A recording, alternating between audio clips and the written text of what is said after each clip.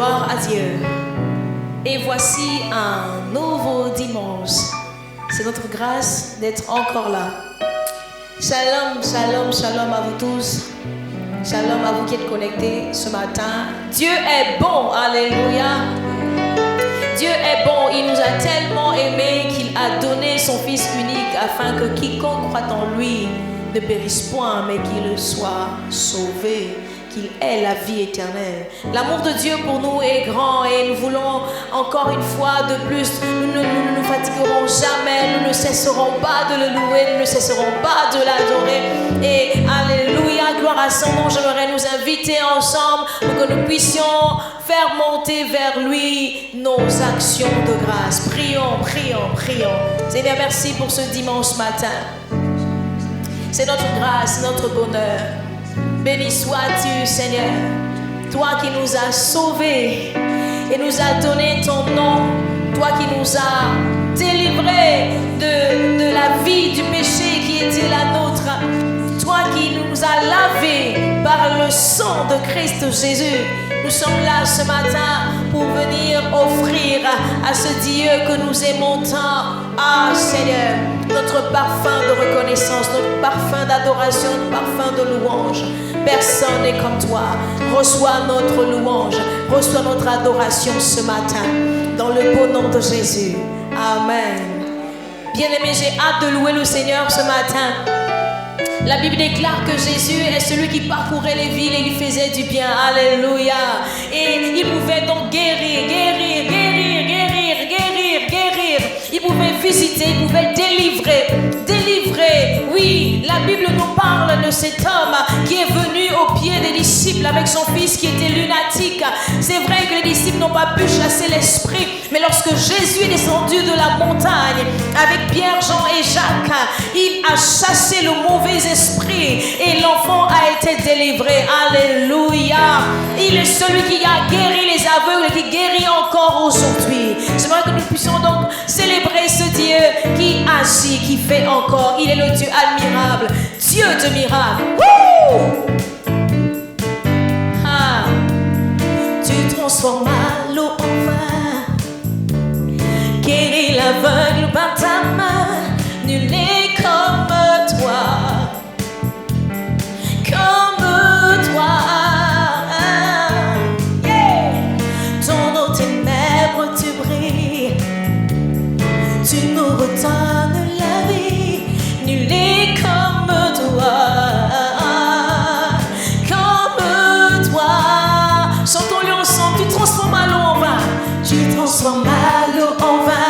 Alléluia.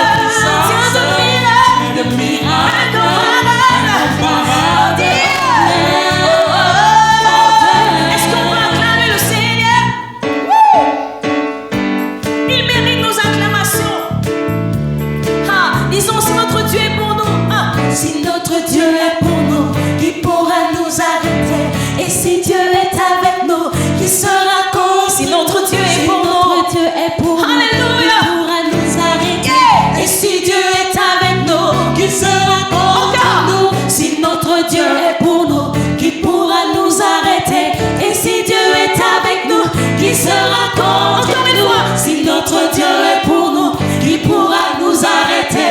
Et si Dieu est avec nous, qui sera contre nous? Qui sera contre nous? Qui sera contre nous?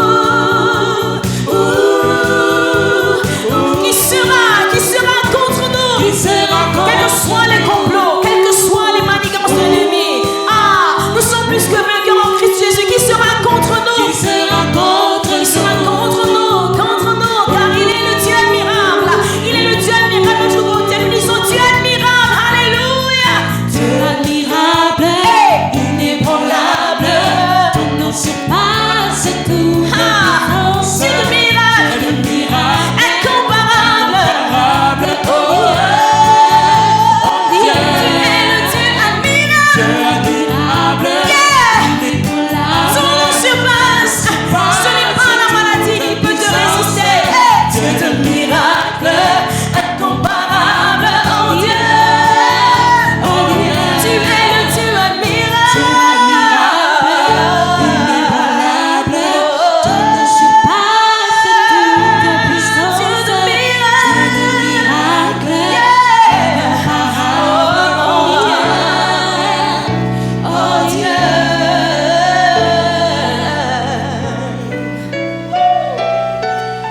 Alléluia.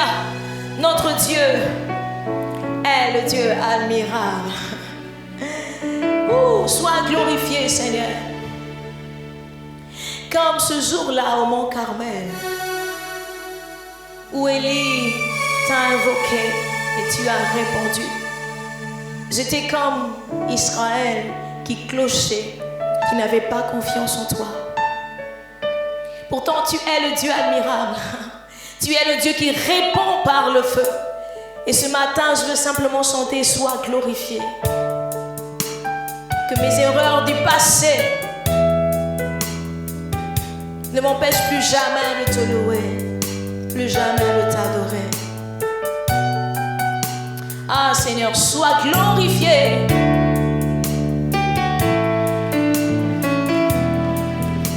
Merci pour ton amour manifesté en Christ Jésus. Alléluia. Mes yeux te voyaient trop petit, Seigneur. Pardonne-moi. Oui, j'avais cru ce mensonge que tu n'étais pas capable de m'aider. Maintenant, oh Dieu, je réalise. Guéris mon cœur, révèle-toi à moi. Ouvre mes yeux et montre-moi.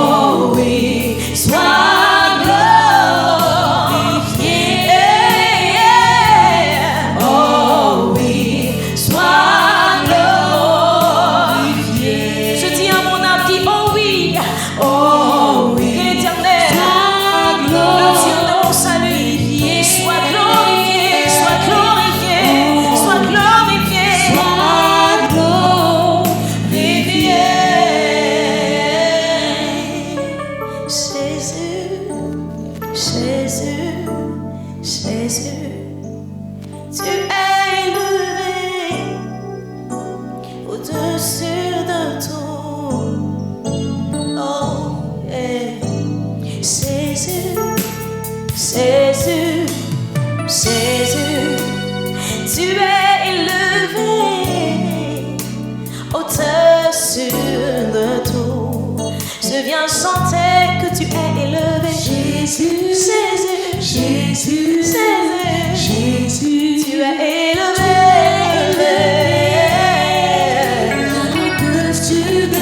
Je chante dans tout mon cœur ce matin, je dis que tu es élevé. Jésus, Jésus, Jésus, Jésus, tu es élevé. Au-dessus de tout. Jésus, Jésus, Jésus, Jésus, Jésus, Jésus, tu es glorifié, tu es glorifié.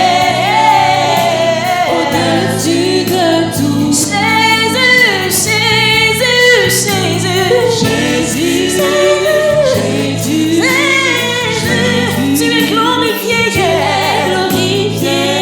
Au-dessus de tout. Je dis Jésus, Jésus, Jésus, Jésus, Jésus, le roi des rois, tu es glorifié.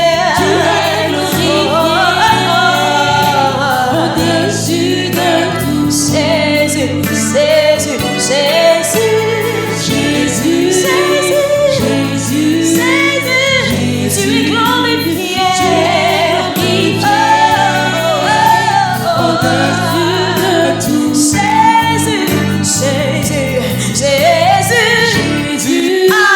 Jésus, Jésus, tu es exalté, tu es exalté. Au-dessus de. Encore une fois, je dis Jésus, le nom au-dessus de tous les noms. Jésus, le nom qui touche nos fléchis. Alléluia. Pour reconnaître qu'il est Seigneur, tu es exalté. Tu es exalté, Jésus. Au-dessus de. Tu es élevé. Tu es élevé. Au-dessus de tout. Tu es élevé.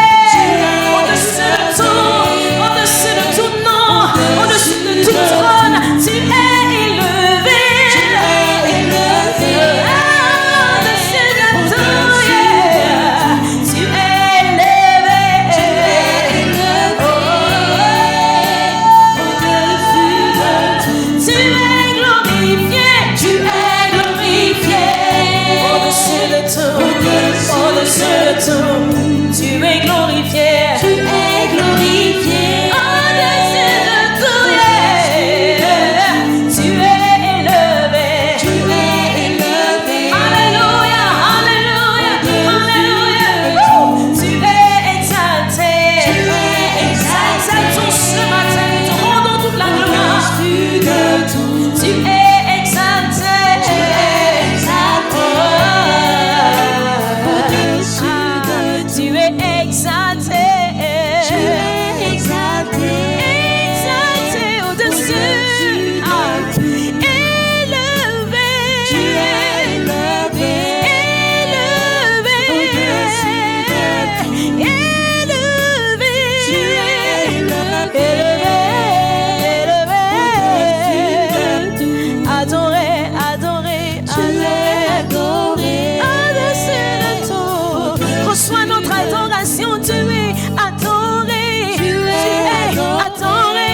Tu es adoré. Tu es adoré. Tu es adoré. Tu es adoré. Tu es adoré. Tu es adoré. Tu es acclamé. Au-dessus de tout. Il n'y a point de Dieu au-dessus de toi. Tu es acclamé. Au-dessus, au-dessus, au-dessus, au-dessus. Tu es acclamé au-dessus de tout. Tu es acclamé au-dessus de tout. Tu es adoré. Tu es adoré au-dessus de tout. Tu es adoré. Tu es adoré. Oh Jésus, au-dessus. Oh Jésus, tu es adoré. Au-dessus de tout. Tu es adoré. Tu es adoré. Au-dessus de tout. Alléluia. Je nous invite à la prière ce matin. Chacun avec ses propres mots peut dire quelque chose à Jésus ce matin. Tu es merveilleux, Jésus. Tu es merveilleux, Jésus. Ah, tu es merveilleux, Jésus. Toi qui as reçu le nom qui sauve, toi qui as reçu le nom qui délivre. Nous disons, Jésus, tu es magnifié, tu es exalté au-dessus de tout. Honneur et gloire à toi, Seigneur. Merci pour ta parole qui est source de vie, qui est source de guérison. Nous la recevons ce matin avec empressement. Nous recevons ta parole qui nous relève, qui nous encourage, qui nous fortifie. Que le nom de Jésus soit béni. Amen.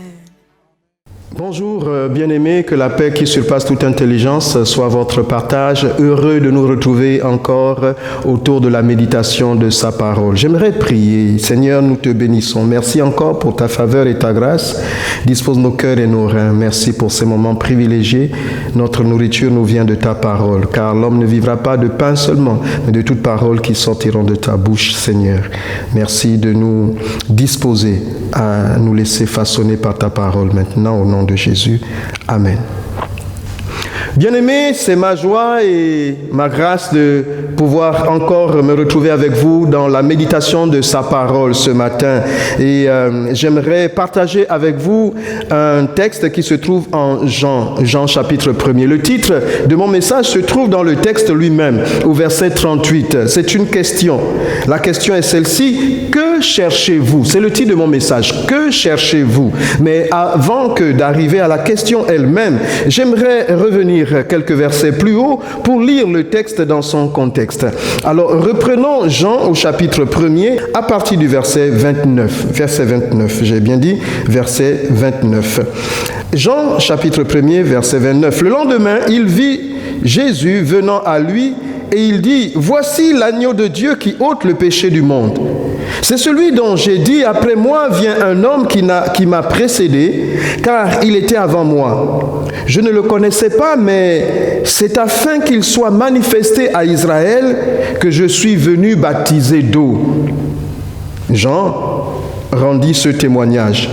J'ai vu l'Esprit descendre du ciel comme une colombe et s'arrêter sur lui. Je ne le connaissais pas, mais celui qui m'a envoyé baptiser m'a dit: celui sur qui tu verras l'Esprit descendre et s'arrêter, c'est celui qui baptise du Saint-Esprit. Et j'ai vu et j'ai rendu témoignage qu'il est le Fils de Dieu. Verset 35, le lendemain, Jean était encore là avec 2 de ses disciples, et ayant regardé Jésus qui passait, il dit: voilà l'agneau de Dieu.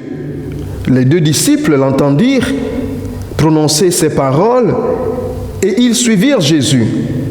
Verset 38, Jésus se retourna et voyant qu'ils le suivaient, il leur dit: que cherchez-vous? Ils lui répondirent: Rabbi, ce qui signifie maître. Où demeures-tu? Verset 39, venez, leur dit-il, et voyez.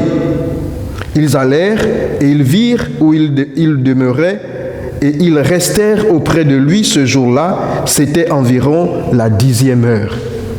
Amen. Voilà donc toute l'histoire reconstituée. Jean le Baptiste reçoit de Dieu la mission de pouvoir être un précurseur pour le Messie. Et lui-même ne connaît pas le Messie, mais le Saint-Esprit lui dit: celui sur qui tu verras l'Esprit descendre lorsque tu vas le baptiser, c'est celui-là qui baptise de l'Esprit de Dieu. C'est lui le Messie.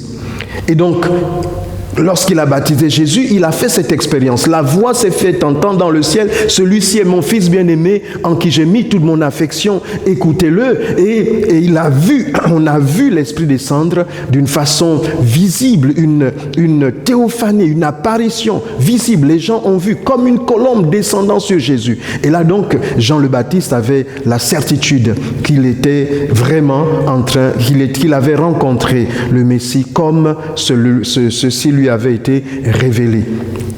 Et donc, il est là encore un matin, au bord, une après-midi en fait, puisque le texte nous dit ensuite que c'était la 10e heure. Donc, c'est l'après-midi, vers 16 heures. Et il est là au bord du fleuve et il voit Jésus passer. Il dit, voici, c'est celui-là dont je parlais, c'est lui l'agneau de Dieu.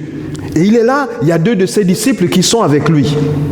Et ces 2 disciples, finalement, suivent Jésus. Jésus se retourne, voit ses disciples qui le suivent, enfin, voit les disciples de Jean, voit 2 personnes qui le suivent, 2 étrangers. Il demande la question, il pose cette question alors, que cherchez-vous? Que cherchez-vous? Que cherchez-vous? Et cette question, que cherchez-vous, c'est notre question ce matin. Que cherchez-vous? Voici, effectivement, on peut parfois chercher plusieurs choses. On peut parfois même avoir l'impression d'avoir besoin de quelque chose, mais c'est tout autre chose dont nous avons vraiment et réellement besoin. Ou alors, notre besoin est exprimé autrement. Vous voyez, parfois, Jésus s'est retrouvé devant des personnes qui avaient des besoins. Leurs besoins pouvaient être visibles, mais Jésus leur posait néanmoins la question, « Que voulez-vous que je fasse pour vous ?» Et voici, Jésus pouvait se retrouver par exemple devant des aveugles. Un aveugle se retrouve devant Jésus et Jésus lui demande, « Que veux-tu que je fasse pour toi ?»« Mais que je recouvre la vue, Seigneur. » Ok, qu'il en soit ainsi. Et la personne recouvre la vue. Mais voilà, donc Jésus pose la question parce que même si cela semble évident, ce n'est pas forcément le besoin qui est le vôtre que moi j'ai détecté, que je trouve nécessaire pour vous. Un aveugle peut venir à Jésus et puis à la question de savoir de quoi a-t-il besoin, il pourrait exprimer toute autre chose. Je me souviens encore cette dame célèbre, son nom je ne l'ai pas à l'esprit parce que la pensée me vient instinctivement, subitement. C'était une dame qui, on lui a posé la question, elle était aveugle, on lui a dit, on lui a demandé quelle est la chose la plus difficile, la pire des choses pour vous qui puisse arriver, parce que on pourrait plaindre un aveugle. Et elle a dit, pour moi vraiment, la pire des choses, ce serait d'avoir des yeux, en fait d'être bien voyant, mais de ne pas voir du tout, de ne pas voir. Parce qu'elle est aveugle, elle était aveugle, mais elle a pu faire des choses qui parfois ont dépassé même les capacités de personnes bien voyantes,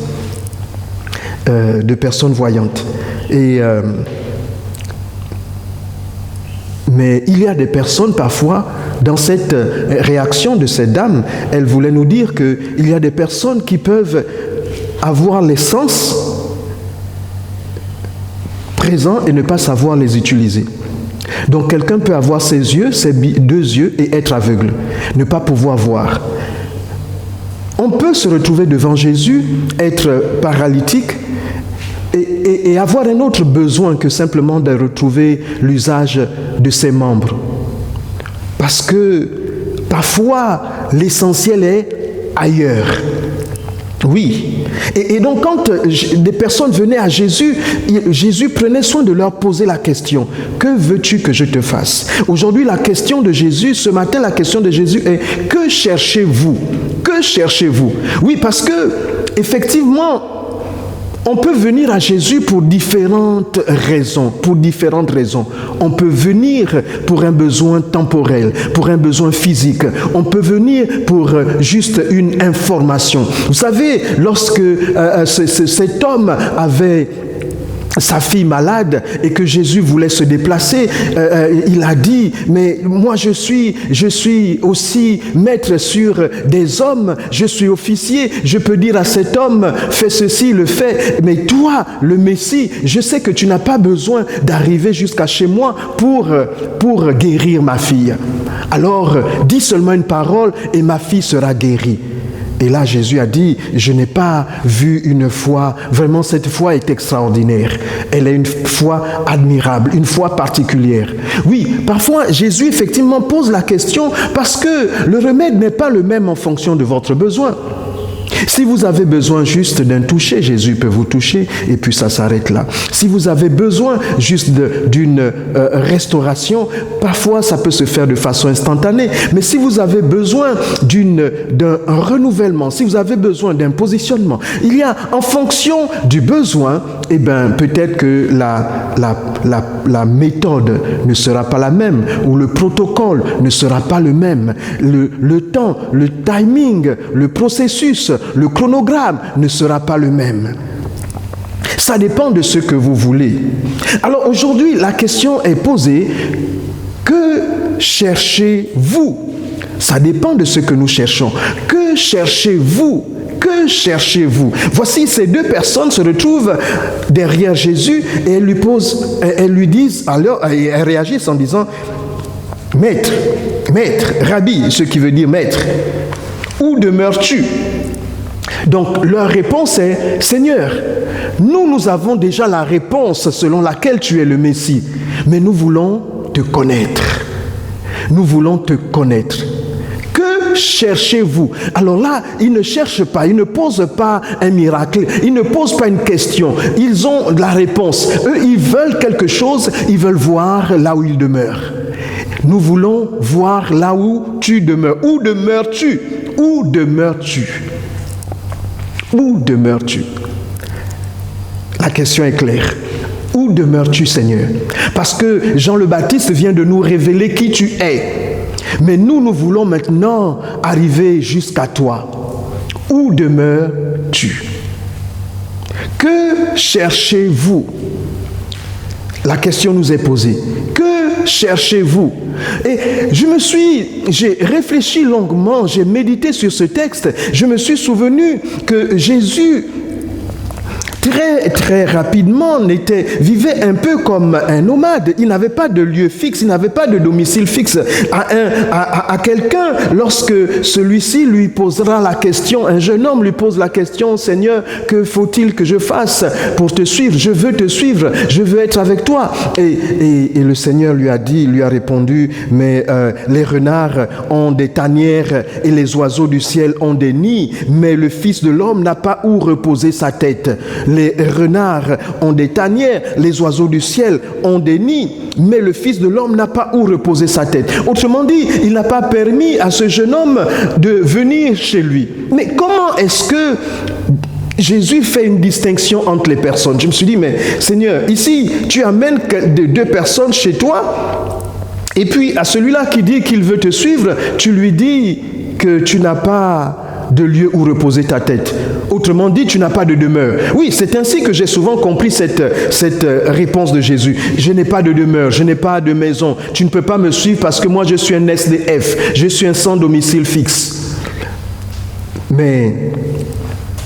Et lorsque j'ai médité davantage ce texte, le Saint-Esprit m'a éclairé différemment. Il me dit, en vérité, Jean-Marie, tu sais, les deux personnes ne posent pas la même question, n'ont pas le même besoin. Ils n'ont pas le même besoin. Le jeune homme ne demandait pas où est-ce que je demeure. Le jeune homme ne cherchait pas à me connaître. Le jeune homme ne cherchait pas à me connaître. Les deux disciples qui, ici, viennent à moi, posent clairement la question « Où demeures-tu » et ils expriment un besoin clair, ils expriment le besoin de me connaître. Or, l'autre exprime le besoin de me suivre. L'autre jeune homme exprime le besoin de me suivre. Ce n'est pas la même chose. En fait, l'autre, c'est comme s'il prétendait me connaître. Il ne peut pas me suivre s'il ne me connaît pas. Il ne peut pas me suivre s'il ne me connaît pas. C'est pourquoi ma réponse a été celle-là. Les renards ont des tanières, mais les oiseaux du ciel ont des nids, mais le Fils de l'homme n'a pas où reposer sa tête. Lui, il veut me suivre. En fait, il voulait obtenir certainement les privilèges. Il veut me suivre, mais il ne sait pas quel est le prix qu'il faut payer. Il a besoin de me connaître avant de pouvoir me suivre. On ne peut pas me suivre sans me connaître.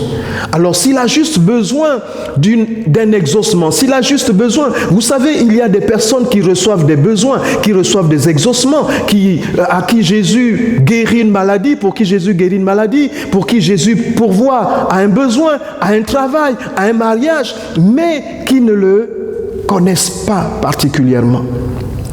Oui, le Seigneur fait une différence entre avoir un besoin résolu et le connaître, c'est-à-dire connaître chez lui, connaître sa demeure. Ces deux premiers disciples-là ont voulu connaître Jésus, alors que le jeune homme dont il est question ailleurs, il voulait juste suivre Jésus, parce qu'il faisait des miracles. Il voulait le suivre, avoir quelques privilèges. C'est très différent. On ne peut pas suivre Jésus sans le connaître. Alors, j'aimerais encore reposer la question une fois. Que cherchez-vous? Que cherchez-vous? Vous savez, on peut effectivement avoir à chercher des choses différentes.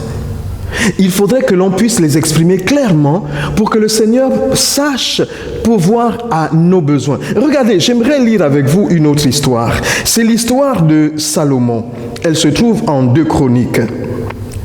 Elle se trouve en 2 Chroniques, au chapitre 1er, en 2 Chroniques, au chapitre 1er. Salomon est le fils de David et Salomon a été béni par Dieu de façon toute particulière. La Bible dit au verset 1er de 2 Chroniques 1, verset 1, il dit « Salomon, fils de David, s'affermit dans son règne. L'Éternel, son Dieu, fut avec lui et l'éleva à un haut degré. » Voilà, Salomon a été élevé par le Seigneur. Et donc, à la suite de cette élévation, le Salomon va être reconnaissant à Dieu. Les versets suivants nous montrent comment est-ce qu'il va... la fin du verset 5 dit ceci, « Salomon et l'assemblée cherchèrent l'Éternel. » Salomon et l'assemblée cherchèrent l'Éternel. Le verset 6 dit, « Et ce fut là, sur l'autel des reins, qui était devant la tente d'assignation, que Salomon offrit à l'Éternel 1000 holocaustes. » Alors, après avoir offert à l'Éternel 1000 holocaustes, le verset 7 dit, « Pendant la nuit, Dieu apparut à Salomon et lui dit, « Demande ce que tu veux que je te donne. Demande ce que tu veux que je te donne. » Et le verset 8 dit ceci, « Salomon répondit à Dieu, « Tu as traité David mon père avec une grande bienveillance et tu m'as fait régner sur sa place. Maintenant, Éternel Dieu, que ta promesse à David mon père s'accomplisse, puisque tu m'as fait régner sur un peuple nombreux comme la poussière de la terre. » Verset 10. « Accorde-moi donc de la sagesse et de l'intelligence, afin que je sache me conduire à la tête de ce peuple. Car qui pourrait juger ton peuple, ce peuple si grand? » Amen. Et le verset 11, qui est le plus intéressant. Le verset 11 dit, Dieu dit à Salomon, puisque c'est là ce qui est dans ton cœur, puisque c'est là ce qui est dans ton cœur, puisque tu ne demandes ni des richesses, puisque tu ne demandes ni des richesses, ni des biens, ni de la gloire, ni la mort de tes ennemis, ni même une longue vie, et que tu demandes pour toi de la sagesse et de l'intelligence, afin de juger mon peuple sur lequel je t'ai fait régner. Alors, et vous pouvez lire la suite, je te donne tout le reste par-dessus tout. Alléluia. Voilà donc la question. Vous voyez, les choses s'éclaircissent. On peut exprimer un besoin à Dieu. Dieu pose la question à Salomon, que veux-tu? Demande ce que tu veux. Il aurait pu demander l'extermination des ennemis. Il aurait pu demander, et il aurait eu exactement ce qu'il avait demandé, ce qu'il aurait demandé. Mais Salomon touche le cœur de Dieu. Salomon touche le cœur de Dieu. Salomon ne veut pas s'arrêter à juste demander des choses personnelles. Il va un peu plus loin. Il demande en vérité la grâce, la présence de Dieu. Il demande à Dieu de la sagesse et de l'intelligence pour faire la volonté de Dieu. En fait, Salomon réalise que Dieu l'a béni, non pas parce que, et là il y a plusieurs enseignements, Salomon reconnaît que ce qu'il est, il est par grâce. Il est par l'alliance que Dieu a faite avec son père David. Il y a des gens parfois qui pensent que leur bénédiction dépend de ce qu'ils sont eux-mêmes aujourd'hui parce que Dieu les connaît. Ils oublient parfois que Dieu peut avoir commencé ses desseins avant même qu'ils n'eussent été formés et qu'ils sont bénis à cause même d'une génération qui est antérieure. Et donc, Salomon étant bien conscient que sa bénédiction dépendait de l'alliance faite avec son père, il veut honorer cette alliance et demande au Seigneur la capacité, la sagesse pour pouvoir gouverner parce qu'il a été élevé au-dessus de ce qu'il pouvait espérer, imaginer. La position dans laquelle nous sommes parfois est une position inouïe, une position de grâce. Personne ne mérite parfois la situation dans laquelle il se trouve. Tu te retrouves à la présidence d'une situation, tu te retrouves à la présidence d'une structure, tu te retrouves à la direction d'une structure, tu te retrouves le premier dans un département, tu te retrouves être à la responsabilité de quelque chose, tu te retrouves père de famille, tu te retrouves mère de famille, tu te retrouves leader dans une structure. Et puis tu réalises qu'en fait, cela, c'est vraiment la grâce de Dieu. Ça, c'est parce que j'ai été le choix de Dieu. Ça, c'est parce que j'ai été le choix de Dieu. Mais il y a parfois que nous pensons très facilement que c'est notre mérite. Salomon, lui, réalise que ce n'est pas son mérite, c'est la grâce de Dieu. Et pour honorer la grâce de Dieu, il fait appel à l'intervention divine, il fait appel à la faveur de Dieu. Il dit, j'ai besoin d'honorer ce que tu as décidé que je sois. Je réalise que ce que j'ai, c'est par grâce. Ce que je suis, c'est ta faveur. Seigneur, aide-moi à être ce que tu as décidé, ce que tu as fait de moi. Aide-moi à me maintenir au niveau élevé que tu m'as accordé. Aide-moi à avoir les moyens. Aide-moi à être à la hauteur de la bénédiction que tu m'as accordée. Voilà la prière, la demande, la requête de Salomon. Que cherchez-vous? La question nous est posée. Que cherchez-vous? Que cherchez-vous? Ces deux personnes se retrouvent chez Jésus. Elles se retrouvent chez Jésus. Et Jésus, la Bible nous montre là, le texte dit c'était la 10e heure. Ils ont passé la journée, la fin de la journée, ou au moins, peut-être même jusqu'au lendemain, que sais-je. Ils allèrent et ils virent où il demeurait.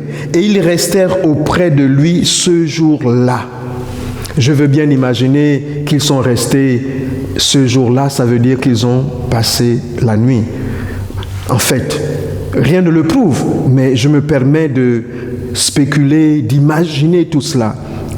Je me permets, parce qu'il précise, c'était la 10e heure. Ils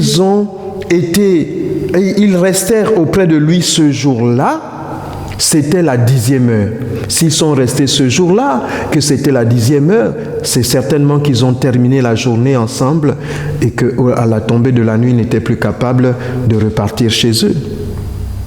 Et s'ils ont été avec Jésus chez lui, en fait, c'est un récit extraordinaire.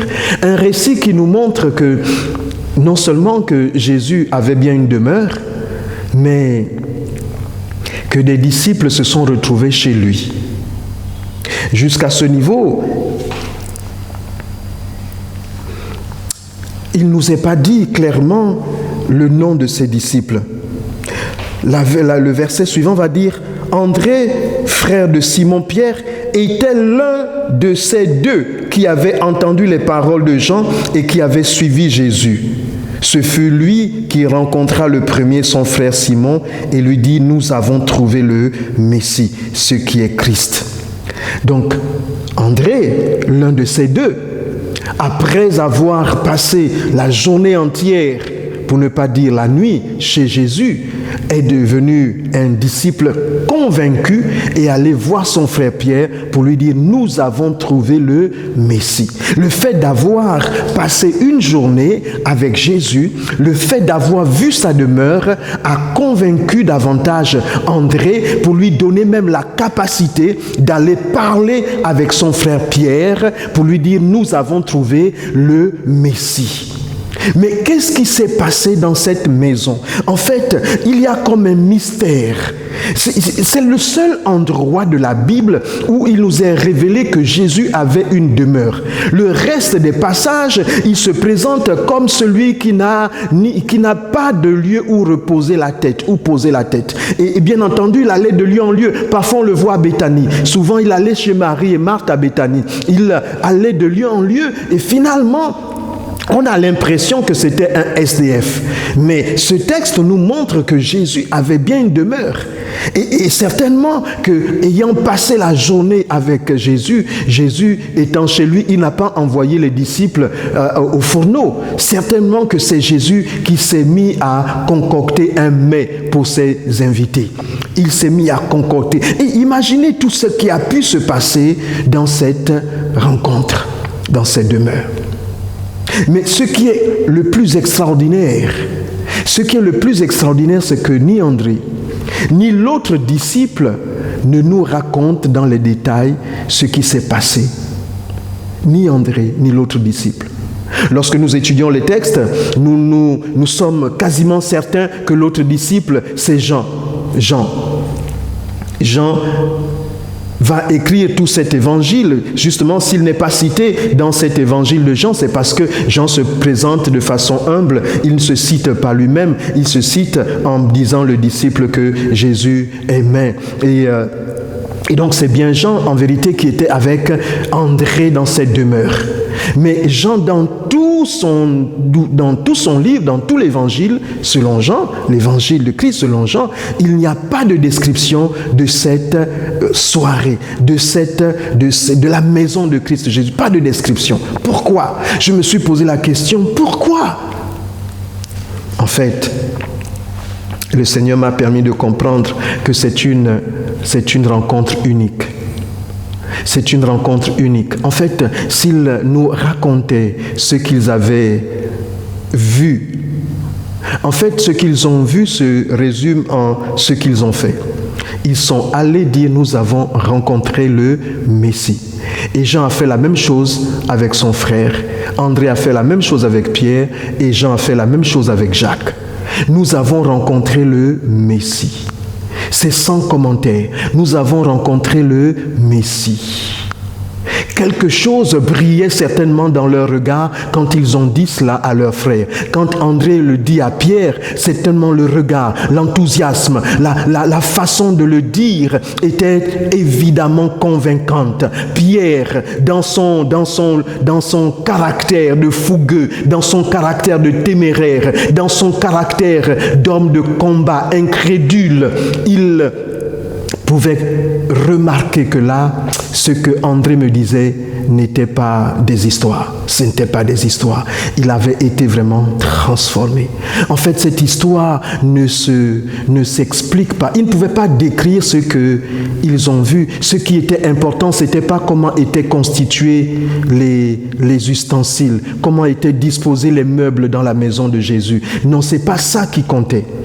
Parce qu'en vérité, chaque personne qui viendrait à Jésus, ce que j'ai compris, c'est que chaque personne, quand Jésus pose la question « Que cherchez-vous ?» Si quelqu'un répond « Où demeures-tu ?»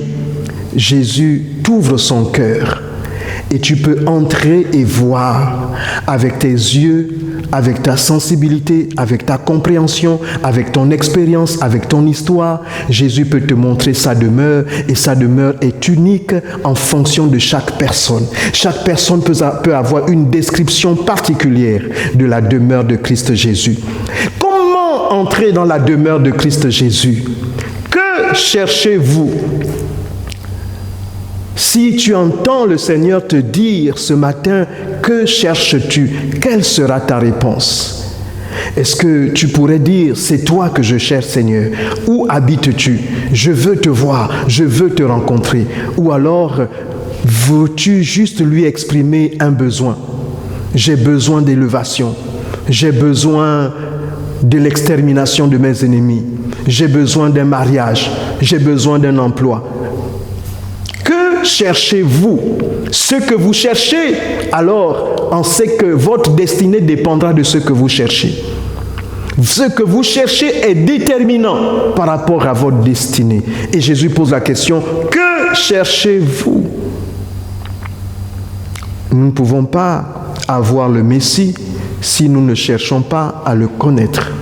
Nous pouvons avoir les éléments de la bénédiction de Dieu.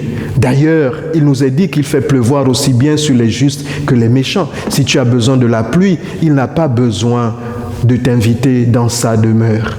Il t'envoie la pluie sans avoir besoin de t'inviter chez lui.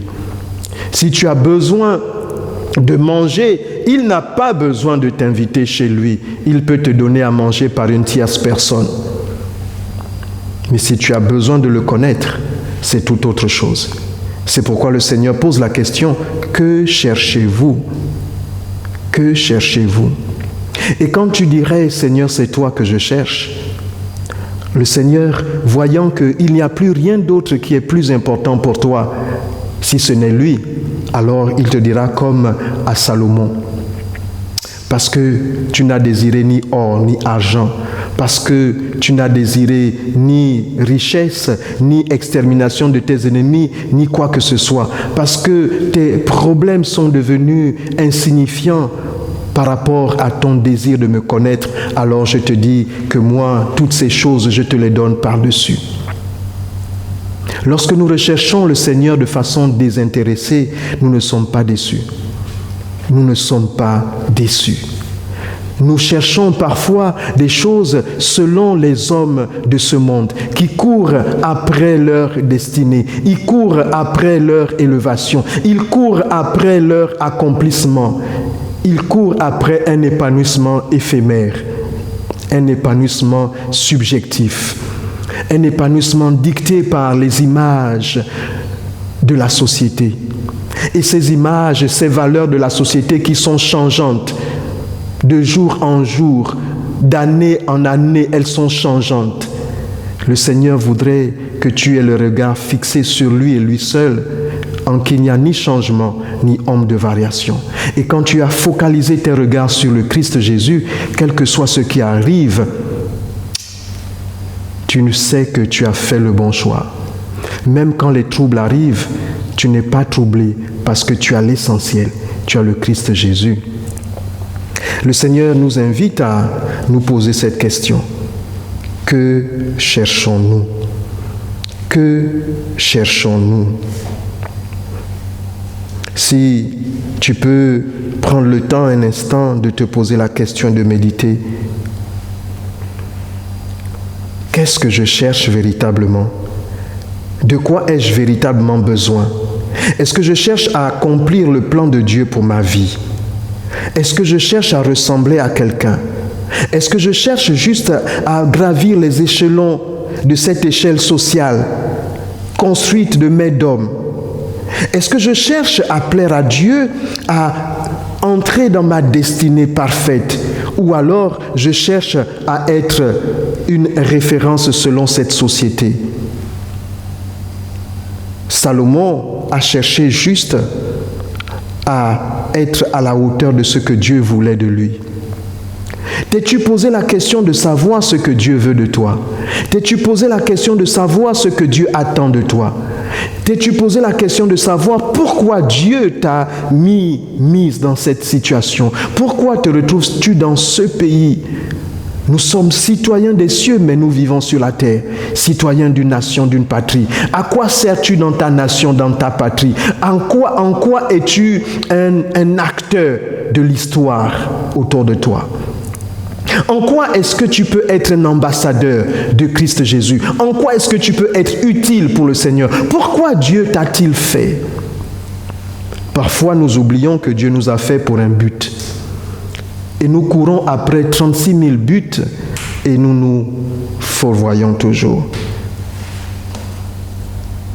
Il me revient un cantique que nous chantions à l'école du dimanche. qui disait « On ne va pas au ciel, on ne va pas au ciel en patinant. Sinon, on se casserait les dents à un tournant. On se casserait la figure à un tournant. On ne va pas au ciel en patinant. » Il faudrait s'arrêter un instant et se poser les bonnes questions. Pourquoi suis-je? Qu'est-ce que Dieu veut pour moi? Que cherchez-vous? Et nous sommes insatisfaits parce que nos besoins ne sont pas pourvus tels que nous le voulons. Et il y a ce monsieur, Simon le lépreux, qui a invité Jésus à venir manger chez lui. Jésus est venu manger chez Simon le lépreux, mais que cherchait Simon le lépreux? Le texte termine en nous donnant le sentiment que Simon le lépreux n'a jamais été guéri de sa lèpre. Parce que Simon le lépreux, son objectif était de faire manger Jésus, d'avoir des invités, faire une fête. Jésus est venu manger et il a fait du bien à ceux qui s'attendaient à recevoir du bien de lui. Une femme de mauvaise vie est entrée et a reçu la révélation selon laquelle elle embaumait Jésus pour sa sépulture. Donc voici, Simon le lépreux n'a été qu'un accompagnateur, un facilitateur qui lui-même n'a pas été béni. Il a permis à ce que la femme de mauvaise vie entre et puisse rencontrer Jésus. Il y a des situations comme ça qui sont là pour permettre à ce que vous puissiez atteindre le but. Parce que votre cœur est bien disposé. Parfois même un ennemi peut concourir à ce que le Seigneur Jésus fasse son entrée, fasse sa volonté parfaite dans votre vie. Parfois une situation malencontreuse. Si votre cœur est bien disposé, si vous savez ce que vous cherchez, assurément, il se laissera trouver par vous. Ma prière ce matin pour vous est que la réponse soit: Seigneur, que ta volonté parfaite soit faite dans ma vie, Seigneur. Que ta volonté parfaite soit faite dans ma vie, Seigneur. Que Dieu vous bénisse. Amen.